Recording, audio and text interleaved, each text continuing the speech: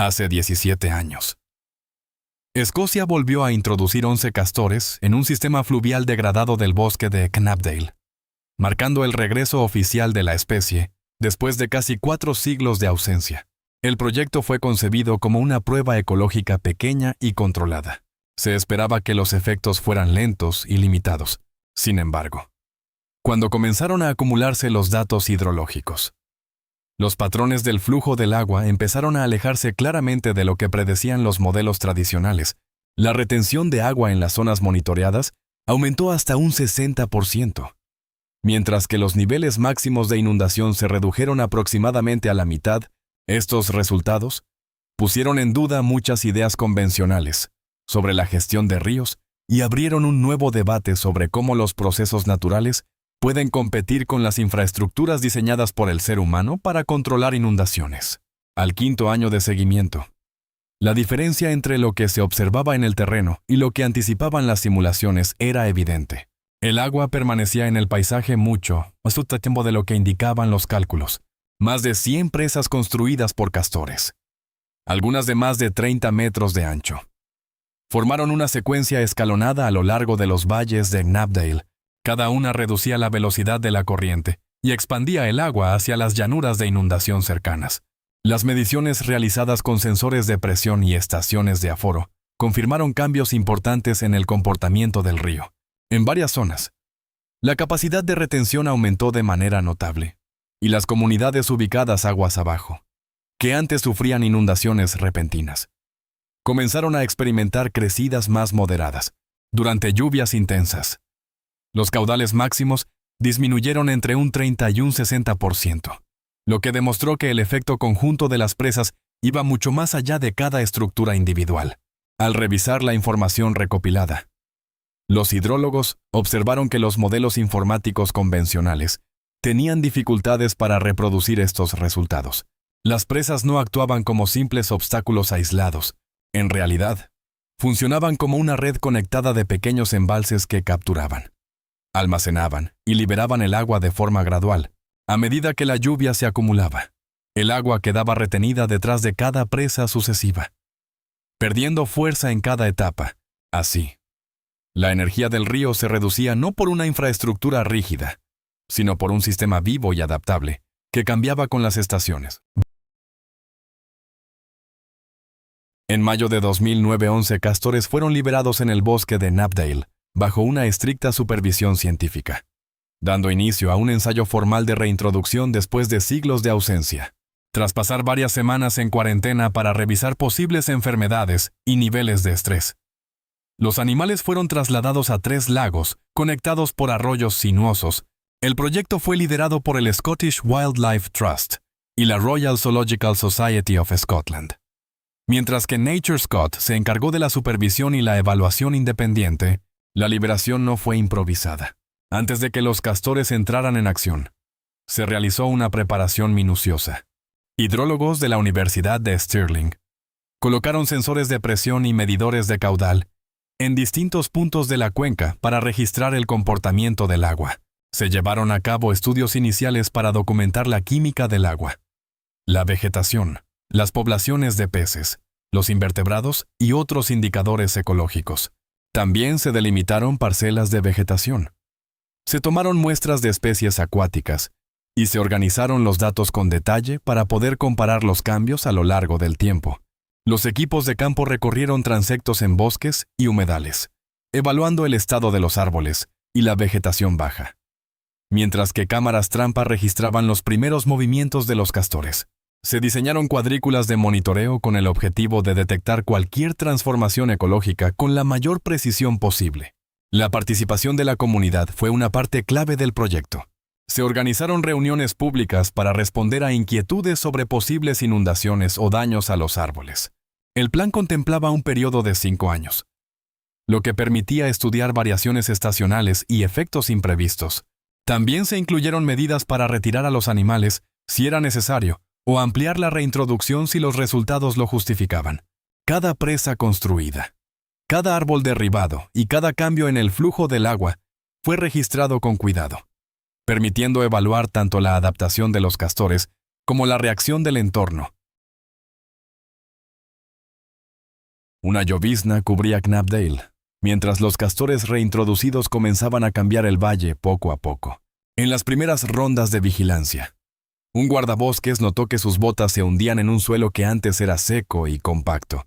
La primera presa, encajada entre raíces de aliso, estaba hecha con barro bien apretado y ramas entrelazadas, capaz de frenar incluso corrientes fuertes hasta casi detenerlas, trabajando sobre todo de noche. Los castores cortaban árboles jóvenes, arrastraban ramas y reforzaban sus construcciones con constancia y precisión. Con cada anochecer, la presa crecía, y los canales estrechos se transformaban en estanques tranquilos que reflejaban el cielo de la mañana. Para el segundo año, el cambio era imposible de ignorar. Un arroyo que antes fluía directo hacia el lago comenzó a serpentear entre una red de charcas, zonas pantanosas y pequeños brazos de agua. Los estudios anuales mostraban un aumento constante en el número de presas. Primero 3, luego 5. Y después más de una docena. El agua se acumulaba detrás de cada barrera, extendiéndose entre musgos y hojas, llenando depresiones que llevaban años secas.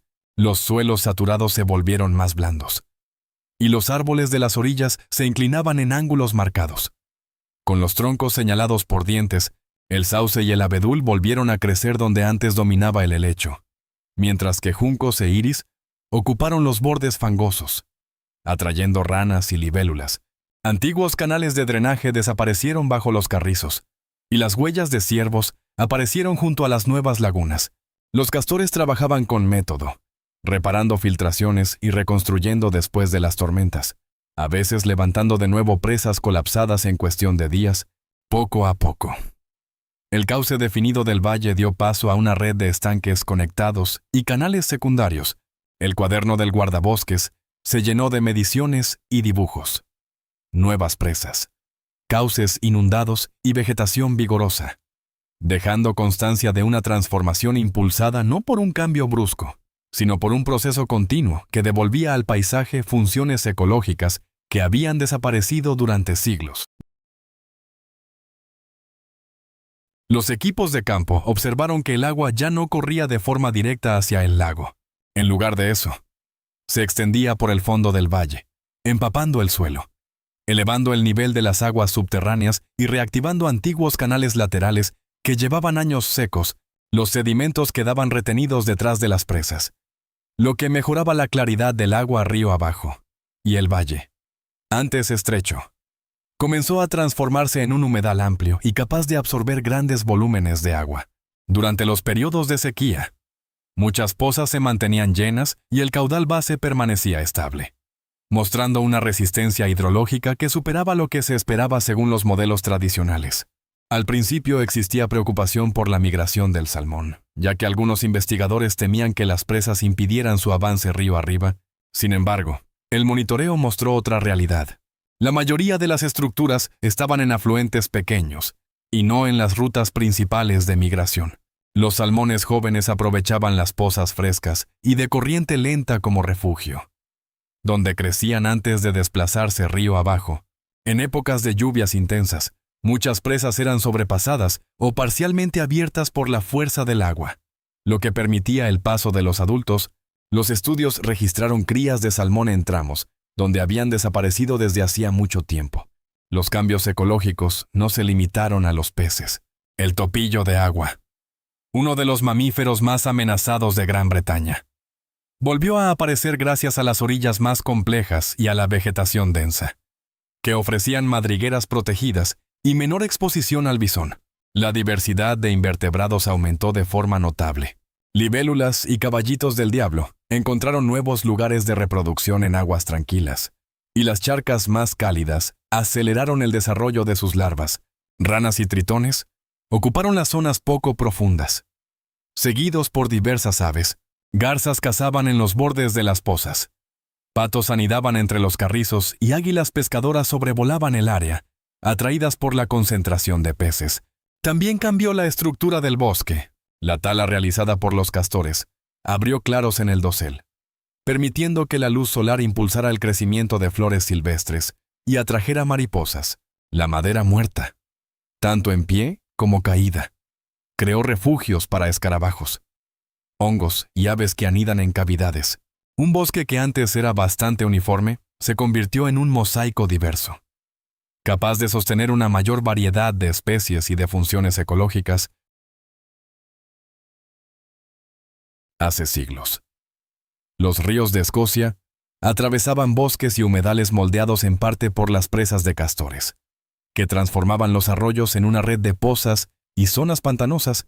Durante mucho tiempo fueron animales comunes y muy valorados por su piel.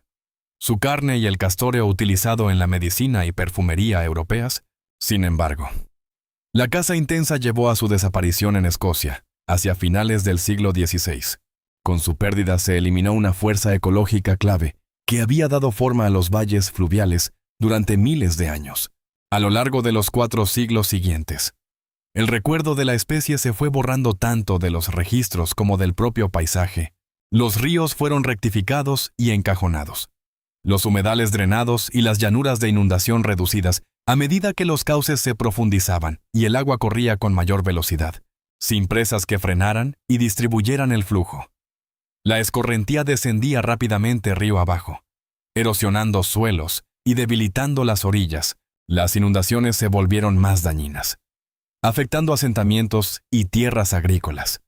Mientras que las sequías dejaban el suelo seco y poco productivo, bosques como el de Knapdale quedaron fragmentados, y los humedales que antes sostenían aves, insectos y una gran diversidad de plantas comenzaron a disminuir, haciendo que el territorio fuera menos resistente a los extremos del ciclo del agua.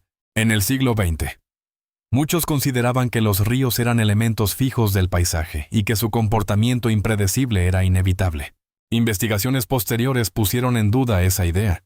Expertos que revisaron fuentes históricas y datos ecológicos se preguntaron si la desaparición de los castores había provocado cambios duraderos en la hidrología y los hábitats. Hallazgos arqueológicos reforzaron esta hipótesis. En turberas y antiguos lechos fluviales se encontraron fragmentos de madera con marcas características de dientes. El olvido cultural era tan profundo que algunas interpretaciones iniciales atribuyeron esas señales a herramientas humanas. 4 siglos sin castores transformaron cuencas enteras. La formación de humedales se detuvo. El nivel de las aguas subterráneas descendió. Muchos manantiales permanentes se redujeron y ríos que antes serpenteaban quedaron convertidos en cauces únicos y encajados. El paisaje perdió capacidad para almacenar agua y se volvió más vulnerable tanto a inundaciones como a sequías. Para los ingenieros, el ensayo dejó una lección clara. La actividad de los castores había creado un sistema que se autorregulaba, capaz de absorber cambios bruscos en el flujo del agua y de generar beneficios que iban más allá de lo previsto por los cálculos tradicionales. Poco a poco, comenzó a considerarse que los procesos ecológicos podían funcionar como una forma real de infraestructura. En noviembre de 2016, el gobierno escocés confirmó que los castores podían permanecer tras los resultados obtenidos en Knapdale. La decisión no se basó solo en la evidencia científica, sino también en la necesidad de equilibrar la restauración ambiental con las actividades agrícolas y la gestión del territorio. Se estableció un marco de manejo que reconocía al castor como especie nativa. Y en 2019 se le otorgó protección legal completa. Hasta ese momento, NatureScot solo podía autorizar el control letal cuando las medidas no letales no hubieran dado resultado. El objetivo era impulsar la recuperación ecológica sin poner en riesgo tierras de cultivo ni infraestructuras. Las revisiones de políticas públicas citaron datos hidrológicos que indicaban que las presas de castores pueden disminuir los picos de inundación río abajo, lo que podría reducir costos en comparación con defensas construidas por el ser humano. Sin embargo, los informes oficiales también reconocieron tanto los beneficios ambientales como los posibles costos económicos y sociales. Este cambio representó un giro en la política de conservación británica, ya que se restauró a un mamífero no solo por su valor para la biodiversidad, sino también por los servicios ecosistémicos que ofrece, como la mitigación de inundaciones, la mejora de la calidad del agua y la creación de hábitats. El castor empezó a verse como una infraestructura natural. Se implementaron protocolos para gestionar conflictos, permitiendo a los propietarios solicitar apoyo para proteger árboles, instalar dispositivos de control de flujo y recibir compensaciones por pérdidas. priorizando siempre soluciones no letales, en zonas agrícolas intensivas, áreas urbanas y puntos con infraestructuras críticas. Se aplicaron controles más estrictos, reforzando una política basada en la convivencia gestionada. ¿Qué opinas del experimento en Knapdale? Comparte tu punto de vista y no olvides explorar más contenidos interesantes en la esquina superior derecha de tu pantalla. Para conservacionistas y operadores turísticos, la decisión de mantener a los castores fue vista como un reconocimiento necesario de su valor ecológico. Sin embargo, para los agricultores cuyas tierras limitaban con humedales en expansión, la medida generó nuevas dudas a lo largo del río Tay. Las inundaciones repetidas en primavera dejaron partes de los pastizales bajo el agua, obligando a los propietarios a enfrentar pérdidas crecientes y a preguntarse cuánto tiempo podrían soportarlas, aunque se crearon mecanismos de compensación que cubrían daños en cultivos, protección de árboles e instalación de dispositivos para regular el flujo del agua. El proceso de solicitud solía ser complejo y lento, y la aprobación no estaba asegurada. En Taysit, donde los castores se habían expandido tras liberaciones no autorizadas, la población aumentó con rapidez, lo que intensificó las tensiones. Algunos propietarios pidieron permisos para controles letales, argumentando que su forma de vida estaba en riesgo, mientras que otros rompieron presas sin autorización. La experiencia en Tayside mostró lo difícil que puede ser aplicar la restauración ecológica en un paisaje gestionado de manera intensiva, a diferencia del área más aislada de Knapdale. Tayside está formada por llanuras agrícolas productivas que dependen de redes de drenaje diseñadas para mantener el suelo cultivable. Cuando los castores bloquearon alcantarillas o cerraron zanjas con presas, el agua se acumuló con rapidez, inundando cultivos como cebada y patatas. El conflicto no se limitó al impacto económico, sino que también tocó cuestiones de control y previsibilidad. Agricultores que habían invertido generaciones en manejar sistemas de agua vieron sus esfuerzos alterados por construcciones animales que no seguían calendarios humanos ni prioridades productivas. Al mismo tiempo, los datos de monitoreo mostraron beneficios medibles. Las presas mejoraron la calidad del agua al retener sedimentos y escorrentía agrícola. Redujeron los picos de inundación río abajo y favorecieron la biodiversidad. El desafío principal consistía en equilibrar estas ventajas ecológicas generales con los costos locales asumidos por propietarios individuales, buscando soluciones que protegieran tanto el funcionamiento ambiental como los medios de vida rurales. Para el año 2020, el esfuerzo de reintroducción que comenzó en Knapdale ya se había extendido hasta Inglaterra, en Devon. El proyecto del río Otter siguió un modelo basado en monitoreo científico, consulta con la comunidad y decisiones apoyadas en datos, durante 5 años.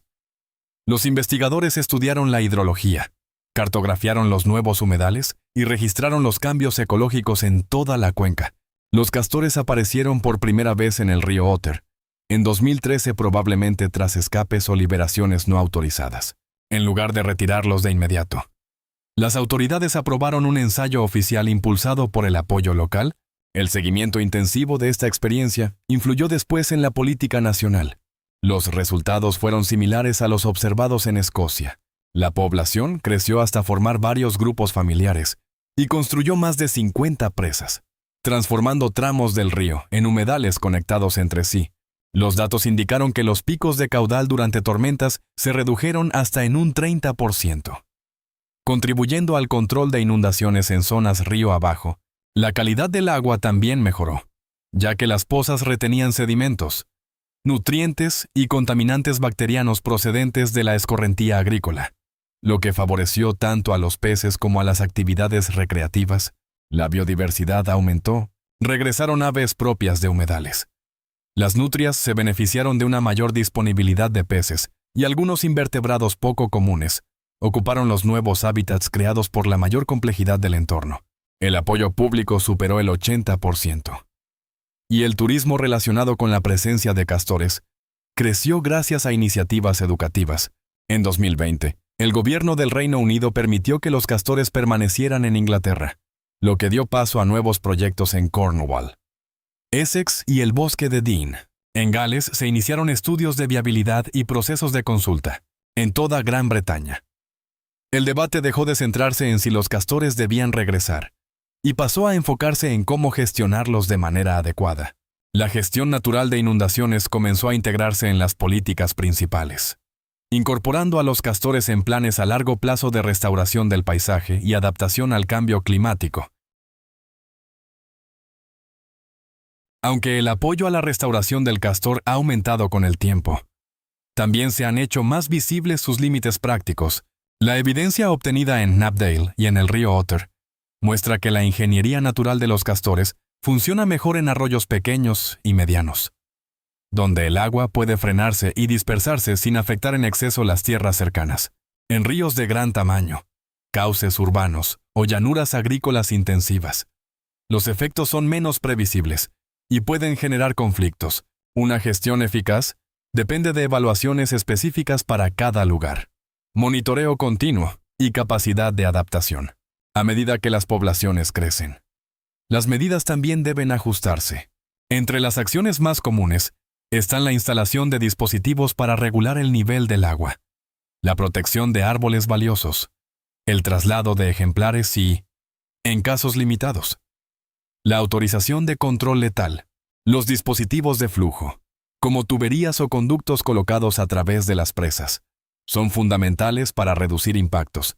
Cuando se instalan correctamente, permiten controlar el nivel del agua río arriba sin eliminar la mayoría de los beneficios ecológicos y sin provocar que los castores intenten reparar la estructura. También se utilizan protectores de malla metálica alrededor de árboles con valor económico o cultural, facilitando la convivencia. El traslado de castores a otras zonas adecuadas ofrece una alternativa al sacrificio en áreas donde surgen conflictos. A medida que la población ha aumentado, esta estrategia se ha ampliado, buscando equilibrar la expansión de la especie con la reducción de tensiones. El control letal continúa siendo una medida estrictamente regulada, y solo se permite cuando otras opciones no han funcionado. Las investigaciones han establecido límites funcionales claros. Las presas reducen los picos de inundación con mayor eficacia en cuencas de menos de aproximadamente 50 kilómetros cuadrados, en sistemas más grandes. La influencia global disminuye. Aunque pueden mantenerse beneficios locales, en áreas urbanas existen restricciones adicionales por el espacio limitado para almacenar agua y la alta sensibilidad a las inundaciones. Además, el cambio climático complica la gestión. Si bien la actividad de los castores puede aumentar la resistencia frente a sequías y tormentas, lluvias extremas pueden superar la capacidad de las presas, por lo que su rendimiento bajo condiciones climáticas intensas sigue siendo objeto de estudio continuo. Una nueva generación de planificadores considera cada vez más a los castores como parte de una estrategia ambiental más amplia. Su influencia ya se integra en modelos de inundación, planes de calidad del agua y objetivos de biodiversidad. Sin embargo, la experiencia en Escocia e Inglaterra demuestra que las soluciones basadas en la naturaleza solo funcionan cuando se apoyan en ciencia rigurosa, comunicación abierta y gestión adaptativa. A medida que las presiones climáticas aumentan, la pregunta deja de ser si los castores pueden ayudar y pasa a ser en qué lugares son adecuados y cómo deben gestionarse. Las proyecciones climáticas para Gran Bretaña señalan inviernos más húmedos con tormentas más intensas y veranos más secos con periodos prolongados de escasas lluvias. Estas condiciones ponen a prueba infraestructuras diseñadas para patrones históricos más estables. Las defensas tradicionales contra inundaciones, pensadas para controlar flujos previsibles, a menudo tienen dificultades ante una variabilidad creciente. Las presas de castores ofrecen almacenamiento distribuido en toda la cuenca, absorbiendo el exceso de agua durante tormentas y liberándolo de forma gradual en épocas secas, lo que ayuda a mantener el caudal base sin necesidad de sistemas mecánicos. El argumento económico de este enfoque gana cada vez más atención. Los proyectos convencionales de control de inundaciones requieren inversiones iniciales elevadas y mantenimiento constante, mientras que poblaciones establecidas de castores mantienen y adaptan sus propias estructuras, aumentando la capacidad de almacenamiento con el tiempo.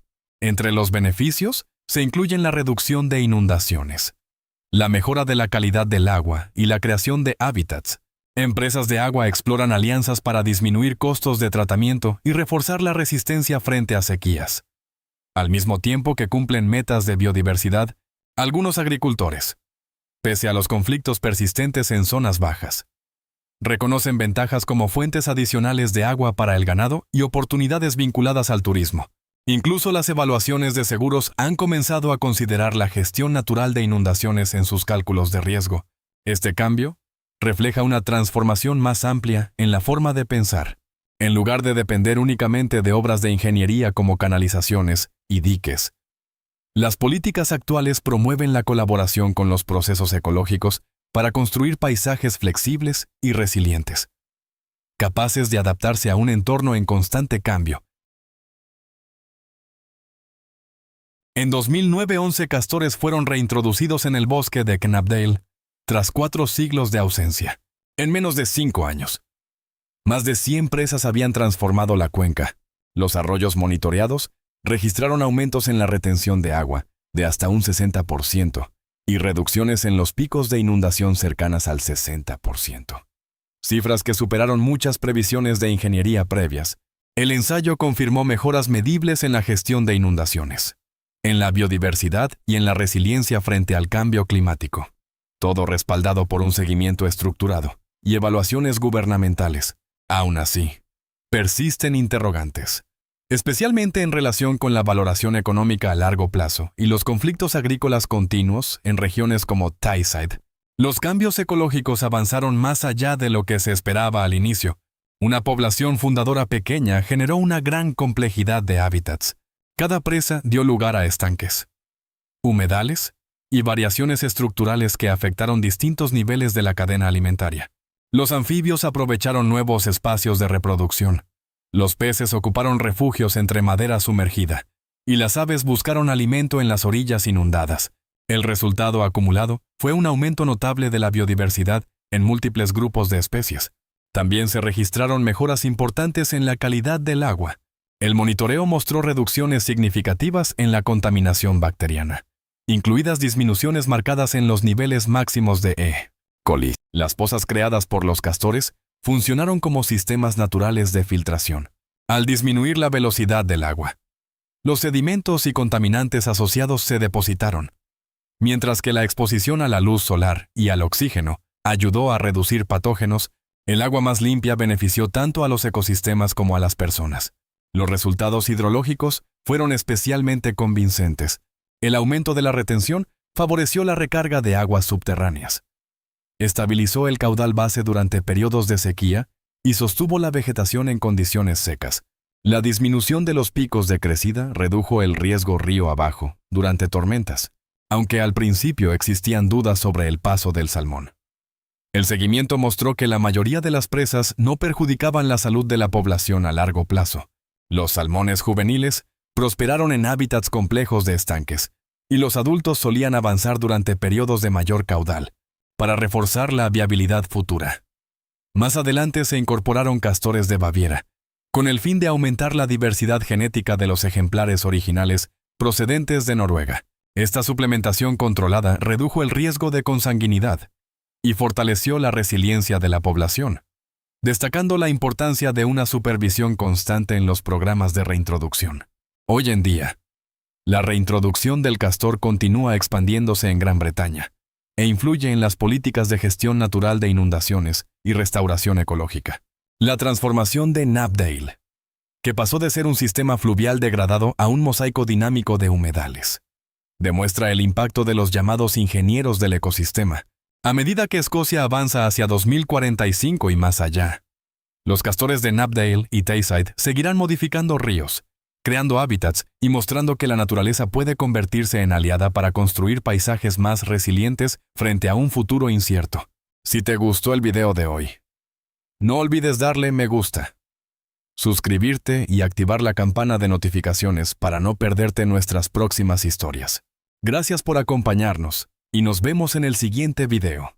Gracias por estar con nosotros. Deja un comentario, dale me gusta para mostrar tu apoyo y recuerda suscribirte para más videos emocionantes. Nos vemos la próxima vez.